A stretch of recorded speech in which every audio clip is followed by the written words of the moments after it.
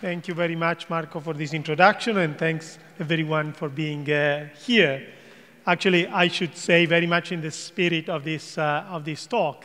As Ashish was also saying, the two of us have collaborated for a long time. It's very hard to attribute who is the owner of an idea or an invention. And I just want to reiterate that. It would be very hard for me to say what is my contribution to this talk, what is Eric von Hippel's talk, what is Ashish's contribution to this, what is Marco's contributions, Gian Mario's contribution. And this is really the spirit of this particular good we are talking about, which is knowledge. It's incredibly hard to attribute property rights. And this is what is actually permeating a lot of the talk and the things that we want to discuss. There is a second element that I would like to discuss with you, and this is very much the following.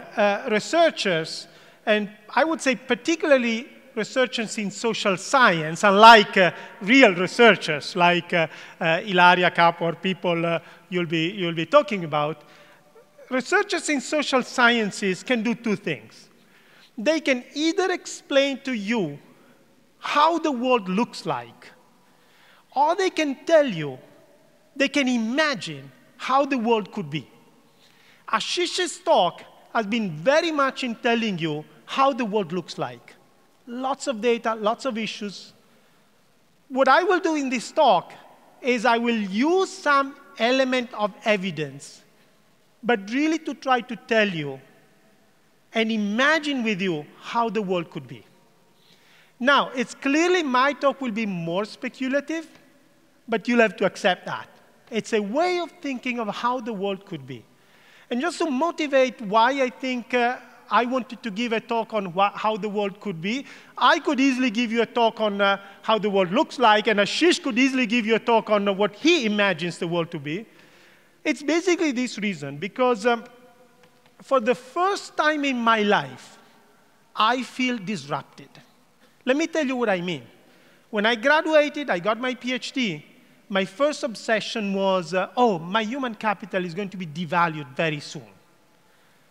Younger scholars will learn a lot, and so on and so forth.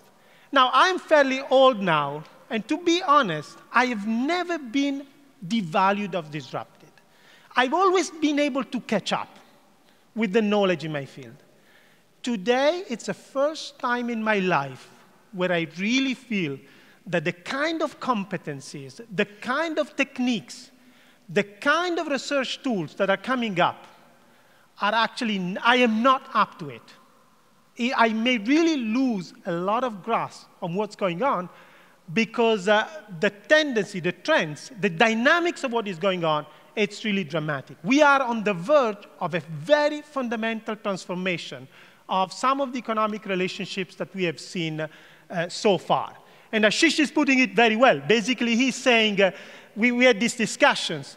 We are used to think of economics as the post-Second World War period. And we think that this is normality.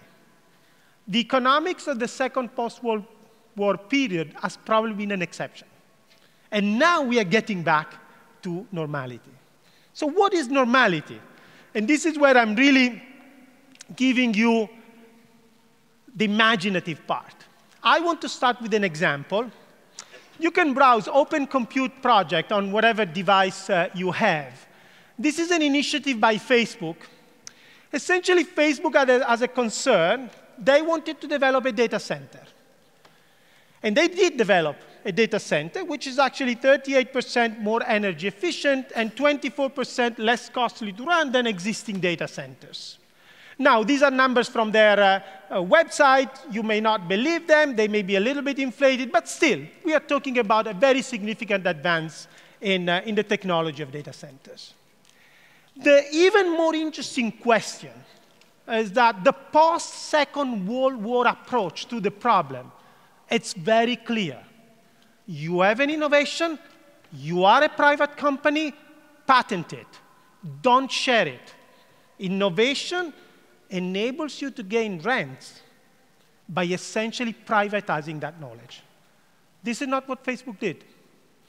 As soon as they invented the data center, they shared the design and intellectual property. And if you browse your devices and you look at how many companies are actually contributing to what is being defined today as open source hardware. So the idea is I'm putting this data center in front of every one of you. Please contribute. Please take it. Please give. Please work on it. And you will see Intel, Goldman Sachs, Cisco, IBM, individuals, people like me and you, are contributing to this incredible kermesse, ordeal, carnival of activities. So the big question is why? Why has Facebook done this? So let me step back to understand why Facebook is doing this. Well, there's one big issue.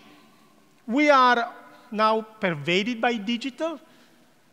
The key way to understand this is that digital technologies are moving design capabilities from suppliers to customer firms. Let me give you an example. I'll give you an example of a very tiny company, incredibly small, and this is my family. My family is a company composed by my partner and 2 girls, and we had to produce something the past summer, which is leisure activity for the summer. We had to go vacationing somewhere. We had to produce this output. What would we have done 10, 15 years ago? We would have gone to a travel agent. The travel agent would have designed the product for us. They would have told us what to do. We did something completely different. We went on TripAdvisors. We checked other users. What are you saying? What is it that you're interested in? What are your comments about different locations? We collaborated with myriads of customers all over the world. Not only that, there are websites.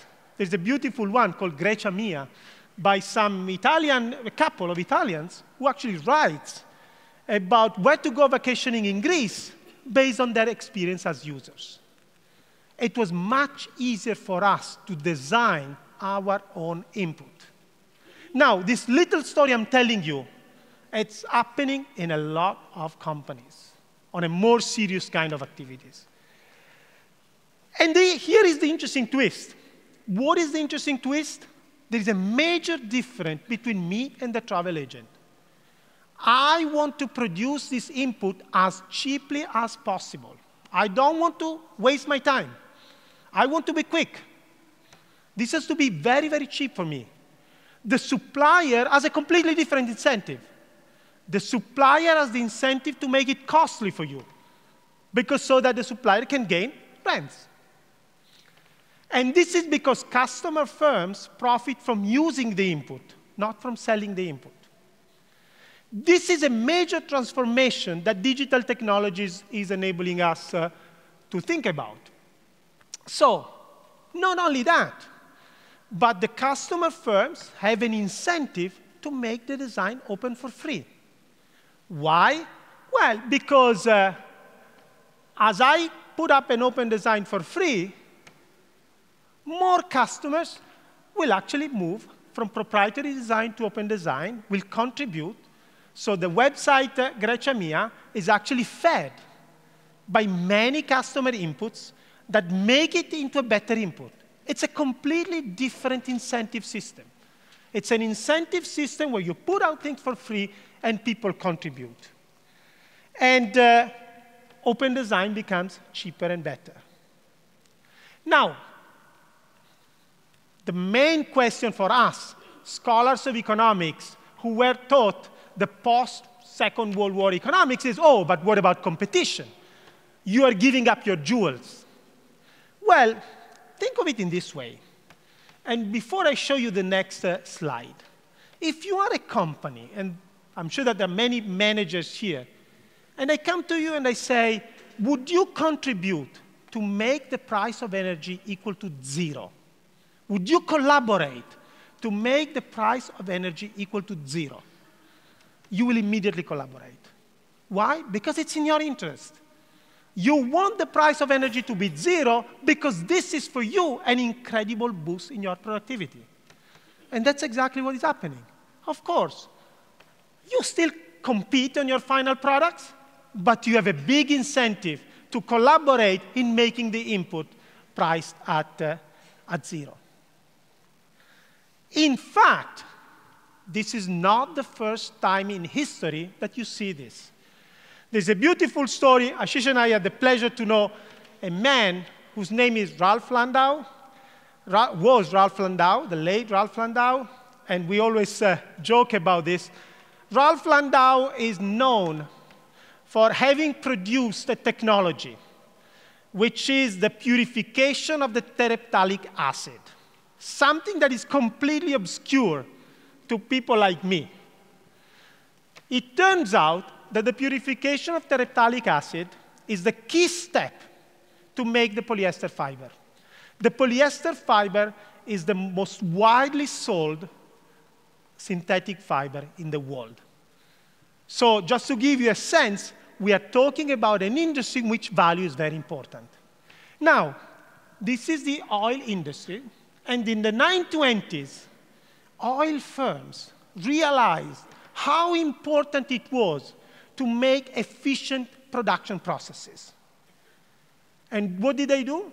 They went all together to MIT, and they said, let's invent a discipline called chemical engineering.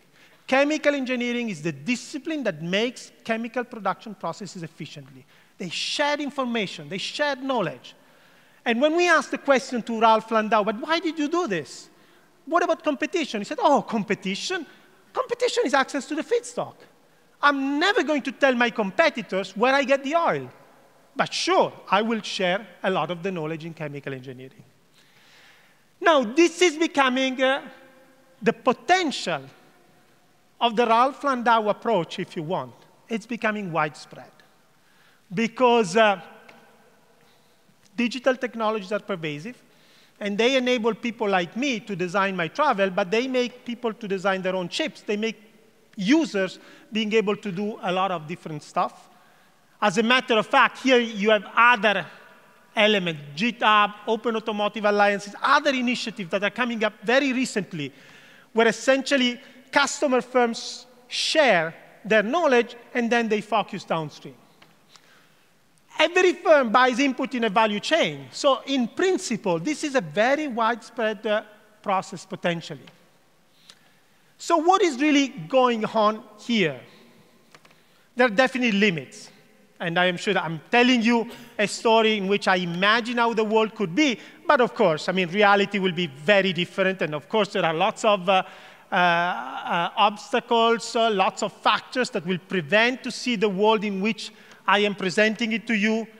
But in fact, we are on the verge of observing transformations in the organization of knowledge as an input that are really very different from what we have been able to see in the past decades, where firms will actually get the price of energy at 0 and focus their competition downstream. Knowledge will become, paradoxically, a commodity that people share, that people elaborate, and then where will people be making their profits? They will actually be making their profits in the application of knowledge to a series of other activities.